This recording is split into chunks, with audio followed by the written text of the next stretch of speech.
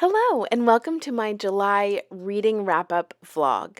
The month of July had a very eclectic assortment of books that I finished. I kicked off the month with some literary fiction, then I was in the mood for mysteries, then I sort of ended up in a reading slump, then I decided that I wanted to have a magical L.M. Montgomery reading experience. And I ended the month finishing quite a few buddy reads, some of which have spanned over a couple months. So join me as I bring you along in my reading life for the month of July.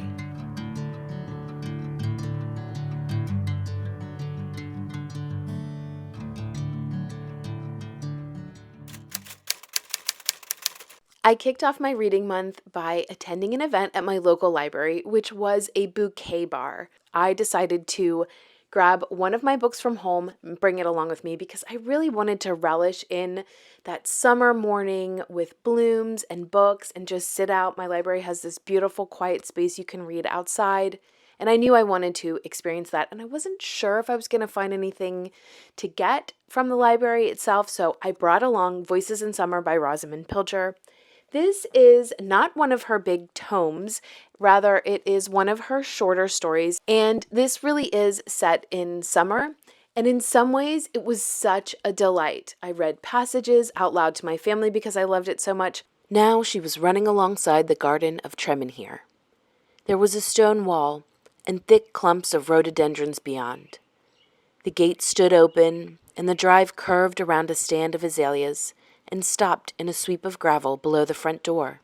This was framed in honeysuckle, and as Eve got out of the car, she could smell its heavy fragrance, drowsy and sweet in the warmth of the breezeless evening.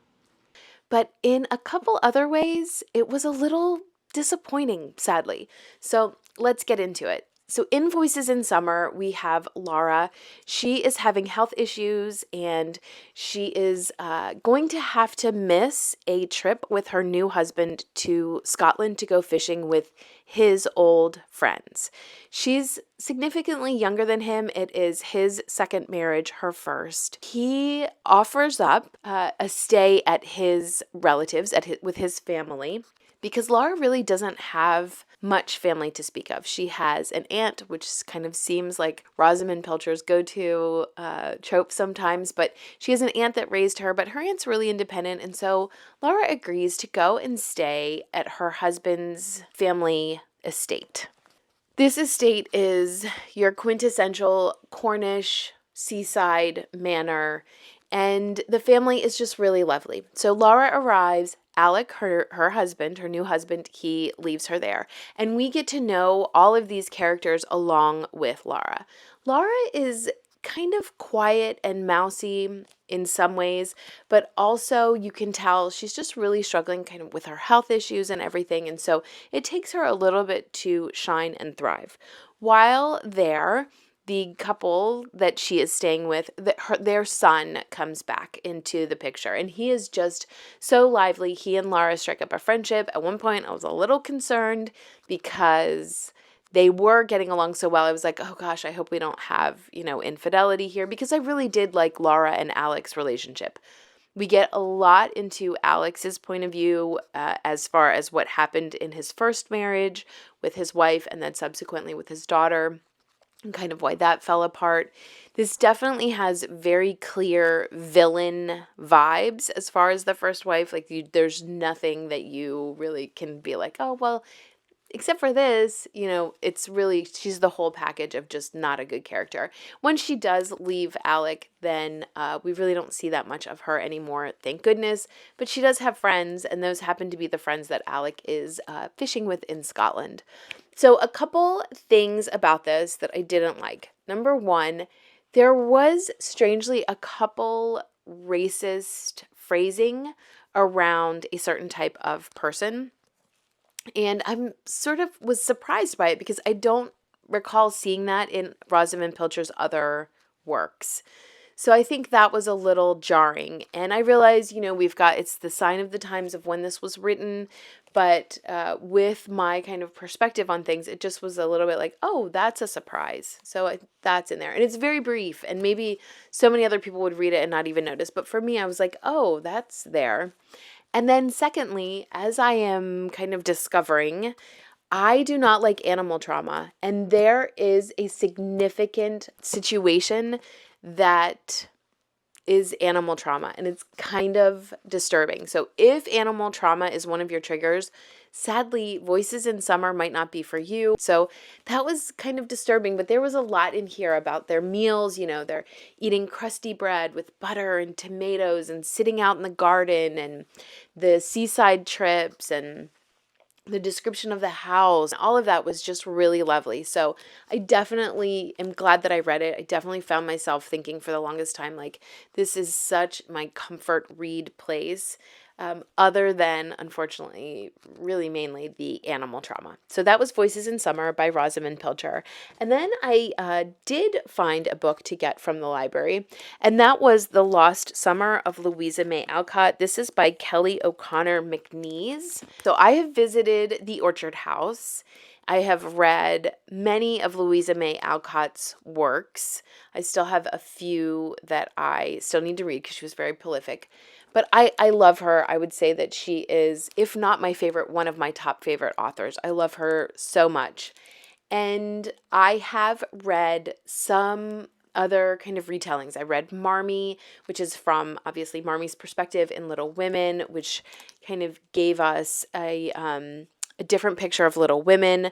I started to read Beth is Dead. It was too modern for me, and I had to DNF that.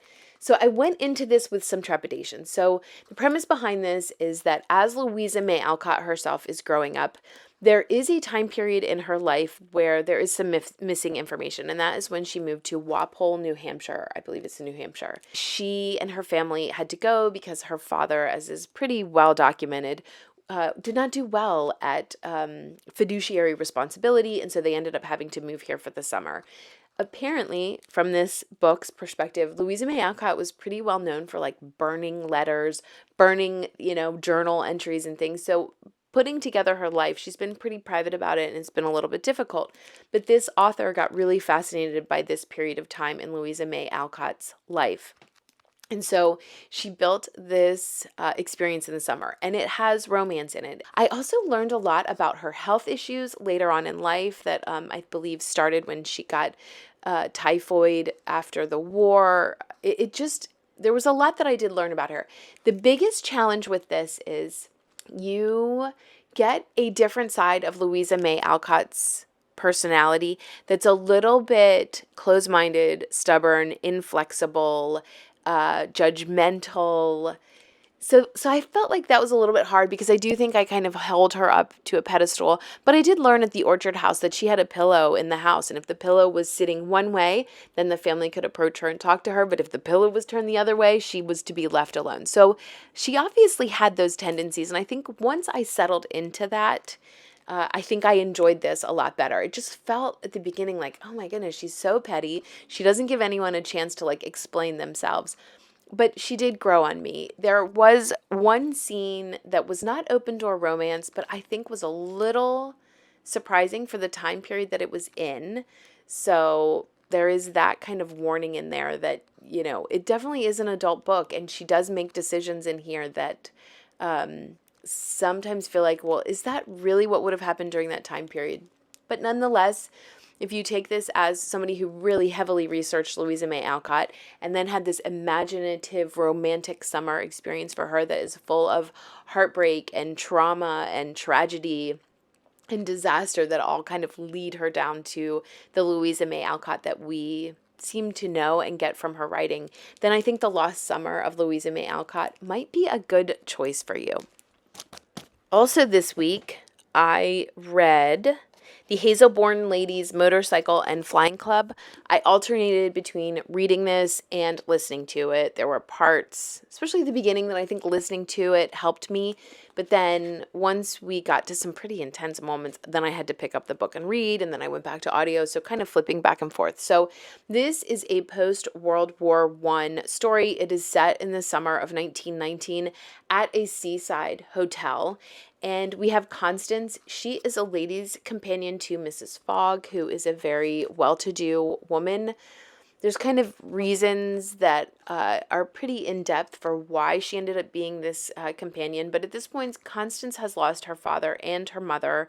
She does have a brother, but they're kind of estranged. Her brother has his own life. And Constance is really in a place where she's trying to figure out, what is she going to do for the rest of her life? She is going to need to find a job, or I guess get married, but she really is focused more on employment. She meets Poppy. Poppy is a very well-to-do heiress, is probably the right word. I mean, she's not going to inherit anything, her older brother is, but she's part of a very wealthy family, and they are staying at the hotel. Like, her mother basically lives at the hotel, even though their family estate is very close. When Constance meets Poppy, things change for Constance completely. Poppy is wearing trousers. She doesn't seem to care what other people think. She is creating a business for women to be able to drive motorcycles with sidecars to help transport people. Her goal is to help women to have jobs, because as all of these young men are coming back from the war, the jobs that they had encouraged women to take over, now they're saying, well, now the men are going to take those jobs. And so there are single women who need employment and an income, and Poppy's idea is they'll have a transport business. It is not making the most money, so then Poppy decides she's going to get an aeroplane, and hence the flying part of this is born.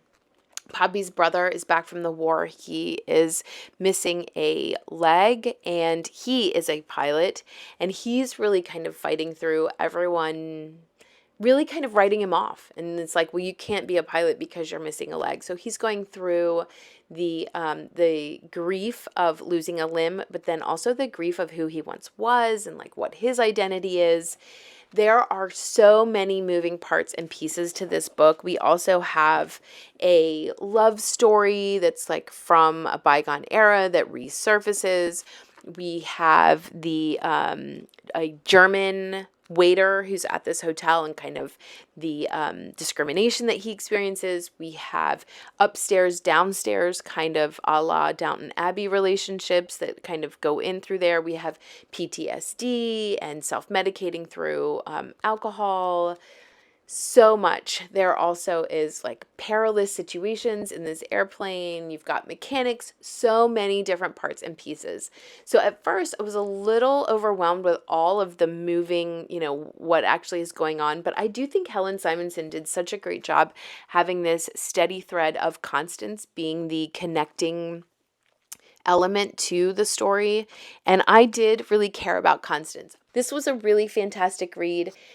While it's set in summer, it's not like fully like you're feeling so summery like you are in Voices of Summer by Rosamunde Pilcher or even The Lost Summer of Louisa May Alcott. Those both really felt like Louisa May Alcott's in a creek, splashing around. So this one didn't feel, I feel like it could have been set during any time period really, but I'm so glad that I read it. I do love Helen Simonson, and this was a fantastic book choice. Now, on to Green Gage Summer by Rumer Godden. The Green Gage Summer reminded me so much of The Go-Between by L.P. Hartley. In both of these stories, we have a child whose innocence is really lost over a summer period of time. So in this, we have a family of children and a mother who arrive in a hotel in France when the mother is very sick. So the mother is like shut up in another room for the entirety of this book, and the children sort of run amok. We have Cecil, from whom this book is really set. We also have a younger brother and a younger sister. And we have an older sister, Joss. And I believe that Joss is really who this story kind of circles around, even though it's from Cecil's point of view. So again, we have loss of innocence. This book, they say that Rumer Godden admitted that this was autobiographical in nature, and so she experienced this. She did have a close relationship with her sister, I believe, so I guess her sister was okay with sharing this, but this story has so many aspects to it that are disturbing. You have children being given alcohol, over imbibing in alcohol by children. We have a what feels a little bit like a grooming situation. We have a mystery where you're realizing that there's something going on at the hotel without giving away too much. There's something that happens at the end that's very shocking that is witnessed by the child, which again really kind of feels like the go-between. There's emotional abuse by children, done to the children, verbal abuse. It just is kind of a traumatizing thing. But I will say that unfortunately, again, with this idea that it's autobiographical, we all realize that this can happen to children in childhood where their innocence ends up being lost, where they kind of see adults really for the mess that they are. So I do love the idea of children kind of having some freedom in a French hotel. It reminds me maybe a little bit of like The Gentleman of Moscow when he has the little girl who he befriends and like she's like sneaking in through different places. So that kind of a plot device, I really like having it being set in a hotel and like children kind of finding secrets about the hotel. But I just wish the parts of, being over sexualized and also just drenched in so much alcohol just really kind of made it feel a little bit more seedy than I would have liked. So Green Gage Summer is the kind of book that is difficult to recommend to anyone to read because it is quite controversial and quite surprising in so many ways. And I probably need a little bit more time to think about it, but I am glad that I read it. I do think this folio version is stunning, and it definitely makes me want to pick up more Rumer Godden. It's been a long time that I have read anything by her. So those are the books that I kicked off the first week of July reading, and now I am going to do something a little bit different for the second week.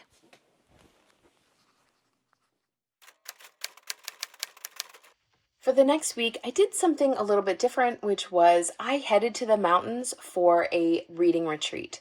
I took only mystery books with me, and I actually vlogged the entire experience. I read 5 mystery books. I enjoyed all of them. I will be sure to list the books below and also link the video. So if you're interested in getting more of a deep dive explanation of what I loved about the books and what I didn't, you can find all of that in that dedicated vlog.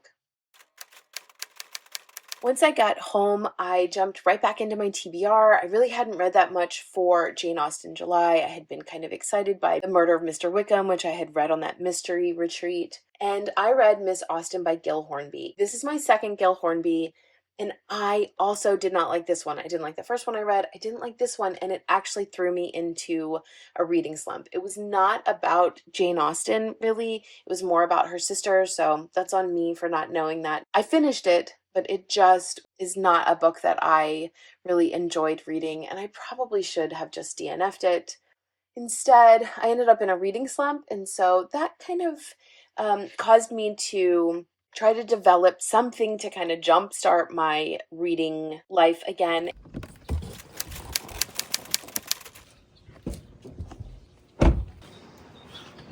And for me, that was going to the library with a game with prompts and trying to find some really summary choices. Through that whole process, which I will link that video below because I shared that, I thought maybe it would help other people to see ways that I got out of my reading slump. But I chose Sunset Beach by Mary Kay Andrews as the choice of book to read.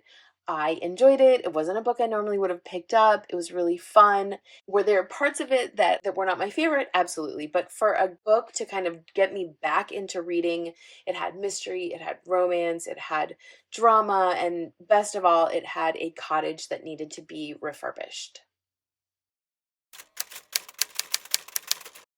A few days later, I was back into reading. I had picked up A Tangled Web by L.M. Montgomery in a little free library a few months ago, and I decided that this would be the time that I would read it. It just felt in my heart the time to do an L.M. Montgomery picnic. So I chose just a brief little mention in the book that talked about food and drink and built that into a whole picnic experience. I took A Tangled Web to finish, and I vlogged that as well. So I will be sure to link that below so that if you're interested in my thoughts on this book, you can check them out in that video. I did enjoy it. I definitely think that pairing it with a picnic to just really enrich the reading experience, it just made it that much better. It is a rainy evening, but I wanted to really quickly end up this vlog by telling you about the 3 buddy reads or book club choices that I had for this month. So first we read Love Comes Home by Molly Clavering. This was part of our Cozy Reader book club choice. I was not fond of it. I told my co-host Jen that if I hadn't been reading it for Cozy Reader Book Club, I probably would have DNF'd it. It has not turned me off completely from Molly Clavering. I definitely want to try her again. Jen has said that those of us who were not fond of it, we really shouldn't give up. We should try Near Neighbors, Dear Hugo, Mrs. Lorimer's Quiet Summer, and Susan Settles Down. So I'll probably look for Near Neighbors because that's the one that Jen really says was her favorite and she loved it so much. I finished Miss Bunkle's book by D.E. Stevenson this month, and I actually jumped right into the next one, which is Miss Bunkle Married. I loved this book so much. I loved the characters. I loved the intrigue and the drama. There was a little bit of an intense scene at one point, but really it is about the characters. The characters are just so masterfully drawn in this. I love the insight that we get to them. I love Miss Bunkle herself.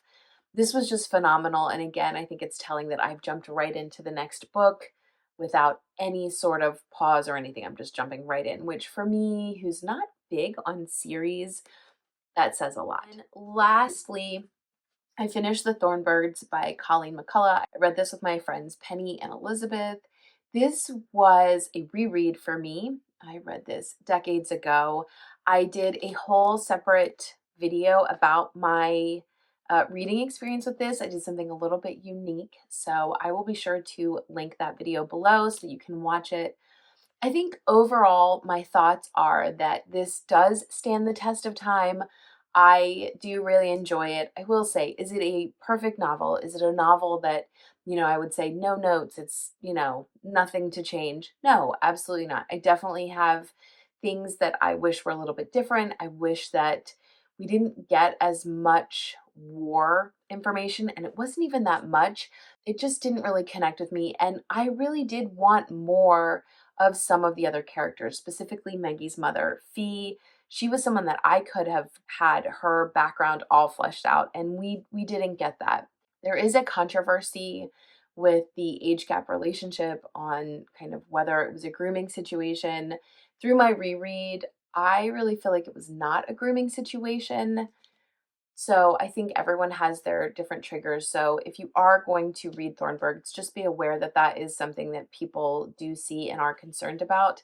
I really enjoyed my reread. I think it helps to read it with other people and to kind of share that experience. And, we had Elizabeth was looking up maps and Penny was sending us screenshots of the series that she was watching so that we could kind of see casting choices for the characters in this. So it just really enriched the experience. But I really enjoyed The Thorn Birds. Those are my buddy reads that I read for this month. With that, we wrap up the whole wrap up. So let me know what your favorite book in the month of July was. Let me know maybe kind of what books threw you into a reading slump, because that was kind of a unique experience for me.